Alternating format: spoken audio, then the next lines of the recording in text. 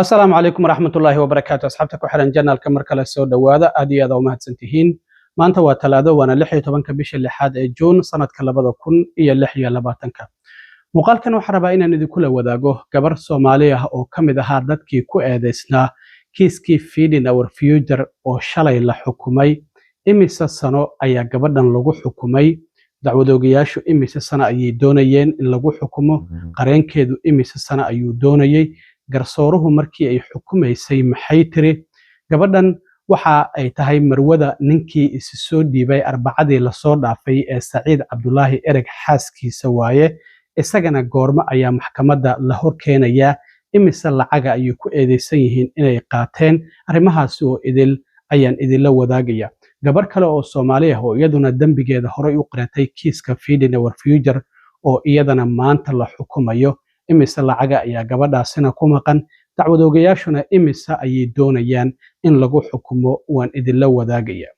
intii howlgallada ciidamada ICE ay ka wadeen magaalooyinka Minneapolis iyo St. Paul waxaa jiray dad Soomaali ah oo loo xirxiray in ay qalalaasa sameeyeen dadkaas waxaa ka mid ahayd gabar Soomaali ah oo dowladda federaalku dacwada ay ku soo ogtay laakiin shalay garsoore federaal ah ayaa gabi ahaanba dacwadahaasi tuuray kadib markii dowladdu ay wax cadayna ay la imaan waysay arrintaasina waan idinla wadaagaya heshiiskii Iiraan iyo Mareykanka dulduleelo fara badan ayaa ka soo baxaya Israa'iil Lubnaan ayay duqeysay wasiirka arrimaha dibadda Iiraan Abbas Araghchi saaka shir jaraa'id ayuu qabtay arrintaasi muxuu ka yiri iyo maraakiib bilowday in ay marinka Hormuz ka gudubtana waan idinla wadaagaya Trumpna Faransiiska ayuu ku sugan yahay halkaasina waxa uu kula kulmay madaxda dalalka Qatar iyo waliba Imaaraadka arrimahaas oo idilna waan idinla wadaagaya balse marka hore soo dhawaada maad raadinaysa meel aad ka barato quraanka kariimka iyo culumta shariicada islaamka adiga oo jooga gurigaada hab online ah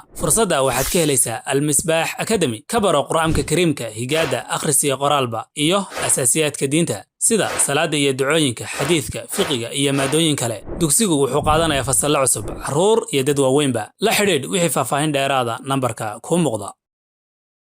waalidiinta Soomaaliyeed ee jecel waxbarashada waxa la ogeysiinayaa looguna bishaareynayaa in maxadka waxbarashada ee Somali Islamic Online oo ku hayo barnaamij waxbarasho diimeed ah oo ka caawinaya in adiga iyo ilmahaaguba aad si fudud u barataan quraanka iyo culumta shariicada maadooyinka dugsiga laga baranayna waxa ka mid ah quraanka hikaada ahadiista ducooyinka tarbiyada asaasiga ah ee ilmaha tafsiir iyo qaybaha kale ee culumta shariicada qaabka waxbarashada dugsigaanina waa hab online ah oo waxbarashada aad ku qaadanaysan waxaad kala xiriiri kartaa gmailka iyo lambarada shaashada kaaga muuqda umrada sanadkan Salana Group waxay idin haysaa adeegyo cusub waxaana ka mid ah adeegyadaas kow hoteello u dhow labada xaram ee Makka iyo Madiina loogana lugeyn karo xilliyada salaada labo gaadiid aad ku soo booqan doonto goobaha muqaddaska ah ee lagu xusayo taariikhda islaamka saddex baridda qaabka loo guto acmaasha umrada afar umreynta waalidka ama walaalka oo geeriyooday ama aan awoodin shan haddii aad tahay qof qaba baahi khaas ah xagga caafimaadka waxaan ka caawin doonaa gudashada acmaasha haddaba ku soo dhawow qiimo jaban oo ku raali gelin doona wixii faahfaahintaasi dheer fadlan WhatsApp number eber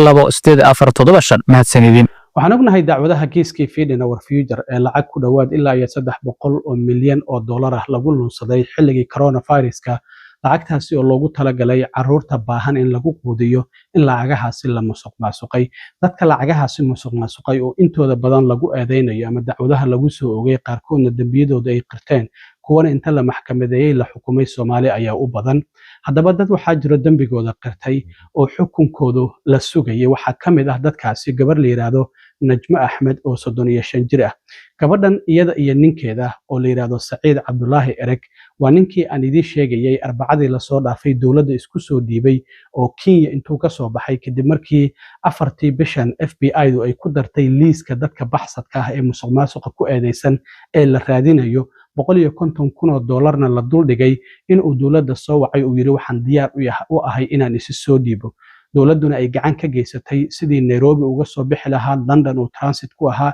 ilaa iyo airportka Minneapolis iyo St. Paul oo ka soo degay halkaasi oo FBI-du ay ku sugayeen isla markaana lagu xiray xaaskiisa marka Najmo labadoodu waxay ku eedeysan yihiin qaadashada lacag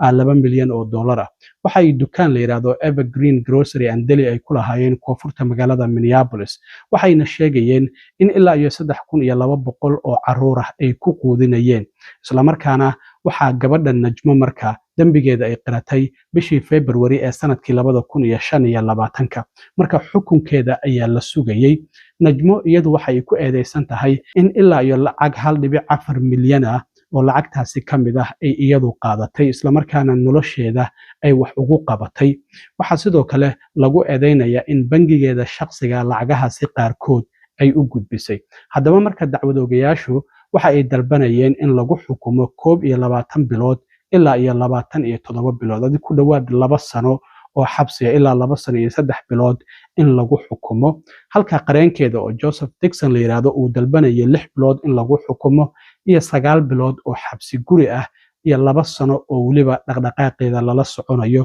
oo supervised release wax la yiraahdo ah. qofkan waa la sii deynayaa laakiin dhaqdhaqaaqiisa halka uu tagayo iyo waa lala soconaya. marka maadaama gabadhan dambigeeda ay qiratay ayaa garsooraha shalay xukumaysay oo la yiraahdo Nancy Pelosi waxa ay ku xukuntay 14 bilood oo xabsi ah. marka waa 1 sano iyo 2 bilood ayaa lagu xukumay. xabsigeeduna waxa uu bilaabanayaa oo iska soo xaadirinaysaa xabsiga 15 bisha July ee 7 ee soo socota ayaana xabsigeeda uu bilaabanaya. haddaba garsoore Nancy Pelosi markii shalay xukunkan ay ridaysay ayaa waxa ay tiri Najmo wadanka markii hore waa ay ka baxsatay kadib dib ay u soo laabatay.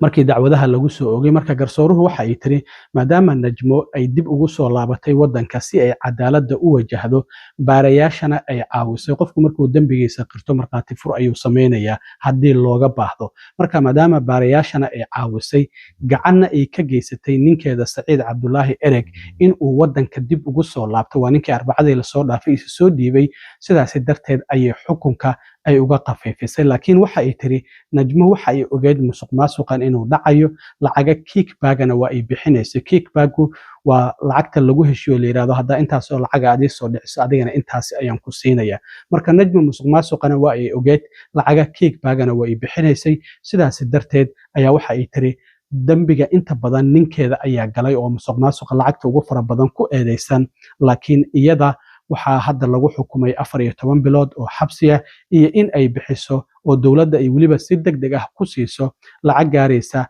1.4 milyan oo dollar ayaa laga doonayaa Najmo in ay bixiso. Najmo waliba wadanka dibadiisa waxay u xawishay ayaa la leeyahay lacag 1.3 milyan oo dollar ayaa wadanka dibadiisa ay u xawishay. ninkeeda marka Saciid Cabdulaahi Ereg oo Arbacadii la soo dhaafay dowladda isku soo dhiibay, isagana maxkamadiisa ugu horeysay waxay noqonaysaa bisha September ee 9aad ee sanadkan. marka Najmo intaas ayaa lagu xukumay. xabsigeeduna waxa uu bilaabanayaa 15 bisha July ee soo socota. dambiyadan lagu eedeynayo marka caruurta cuntada ay siinayeen waxa ay dhaceen bishii April ee sanadkii 2020 ilaa iyo bishii April ee sanadkii 2021. dhinaca kale waxaa jirta gabar kale oo Soomaali ah oo la yiraahdo Caasha Jaamac oo iyaduna dambigeeda qiratay sidoo kale bishii February 7 sanadkii 2025 ee dhamaaday. iyadana waxaa lagu eedeynayaa lacag 5 milyan oo dollar ah in ay qaadatay arintaasi kiiska Feeding Our Future. waxaana dacwadoogayaashu ay dalbanayaan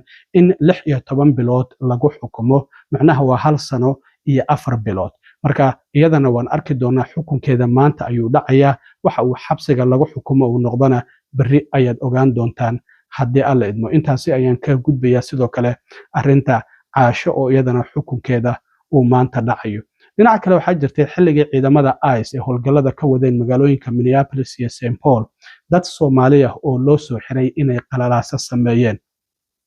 dadkaas waxaa ka mid ahayd gabar la yiraahdo Nasra Axmed oo 20kii bishii January ee horaantii sanadkan 2026 ay ciidamada ICE ay qabteen isla markaana ay xireen. wasiirkii cadaaladda Pam Bondi oo Trump xilka uu ka qaaday bishii afraad ayaa barteeda X sidoo kale waxa ay soo gelisay magacyada 16 qof oo 2 Soomaali ah ay ku jiraan Nasro Axmed iyo Cabdiqaadir Nuur wiil la yiraahdo ayaa ka mid ahaa. marka Nasro waxay dowladdu ku eedeysay in ay askari ciidamada ICE ka tirsan ay weerartay oo dhibaato ay u geysatay, in ay diiday in la xiro iyo sidoo kale ciidamada ICE inay ka hor istaagtay in howshooda ay qabsadaan. sidaas darteed waxaa lagu eedeeyay qof qaswada ah ama qalalaasi wada ah ayaa lagu eedeeyay waana la xiray. waatii markii dambe inta la soo dayay iyada qaar ka mid ah communitiga hogaamiyaasha Soomaalida ay shir jaraa'id qabteen 21kii bisha marka xilliga wasiirkii hore ee cadaaladda ay soo gudbinayso barteeda X ay ku soo qorayso sawirada dadkaasi la xiray iyo magacyadooda waa 28kii bishii January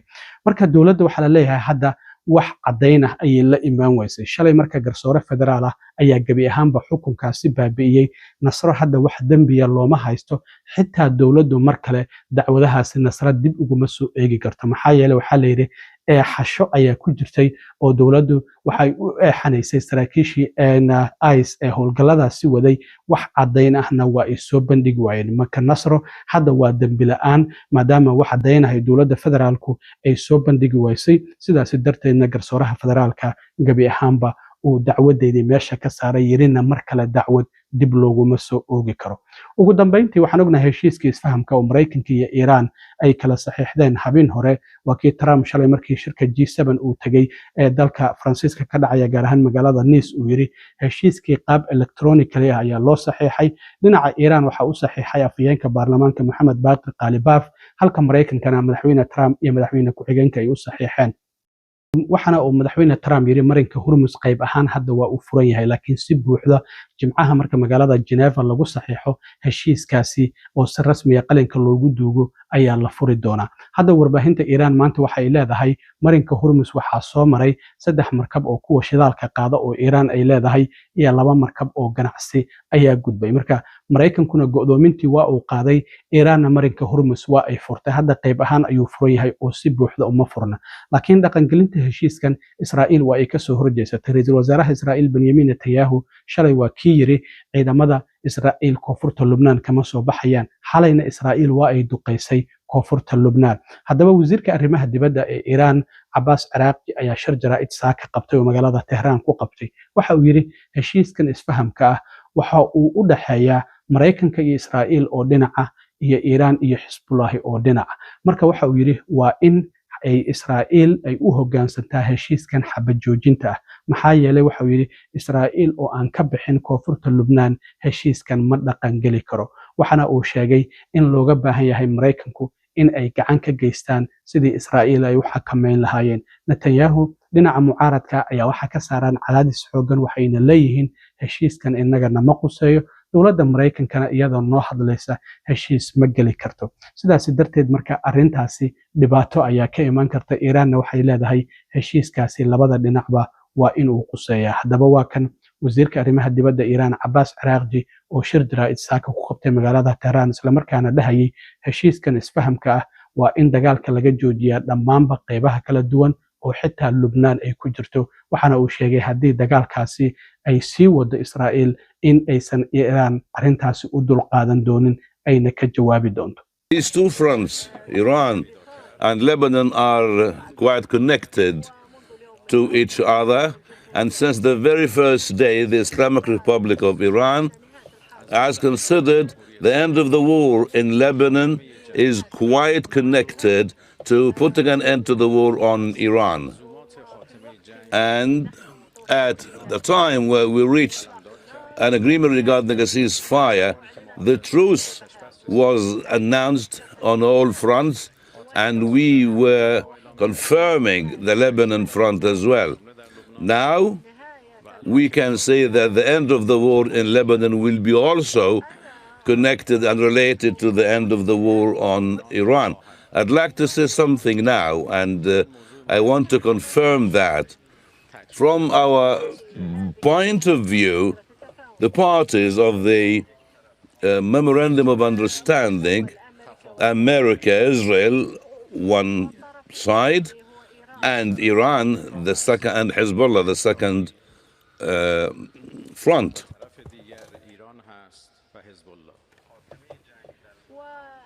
And the end of this war is part and parcel. Lebanon and Iran, they are quite related. End of the war will be the end of the occupation,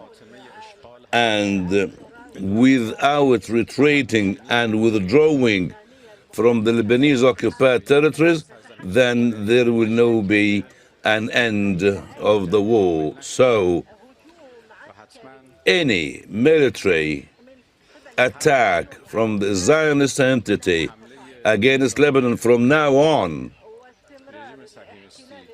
will never be accepted. The continuation of the Israeli occupation to Lebanese territories is a violation of the Memorandum of Understanding. madaxweyne Trumpna waxaan ognahay shirka G7 ayuu uga qayb galayaa Faransiiska waxaana la filayaa jimcaha saxiixa heshiiska Geneva in uu tagi doono sida wararku ay sheegayaan oo qayb uu ka noqon doono maantana waxa uu la kulmay madaxda wadamada Qatar iyo waliba Imaaraadka oo dagaalku uu si aad ah u saameeyay waxaana uu sheegay in hadda ay ku dadaalayaan sidii xiriirkii wadamadaasi dib loogu soo celin lahaa marka heshiiskaasi waa dulduleelo fara badan ayaa ka muuqda dhinaca nuclearka wadahadalada dib ayaa loo dhigay waxaana sidoo kale jirta in Iran cunaqabataynta oo laga qaado iyo in lacagaheedii laga xanibay hore looga xanibay loo fasaxay inay ku xiran tahay qaabka ay Iran u dhaqan geliso heshiiskan ayaa dowladda Mareykanku ay leedahay walow ay diidan tahay lacag si toos ah in loo siiyo dowladda Iran marka waan arki doonaa waxyaabaha kale ee heshiiskaasina ka soo kordha aad iyo aad u mahadsantiin asxaabta intaan mar kale kulmi doono waa saaxiibkiin cilmi waaro idin la sidaa iyo nabadgelyo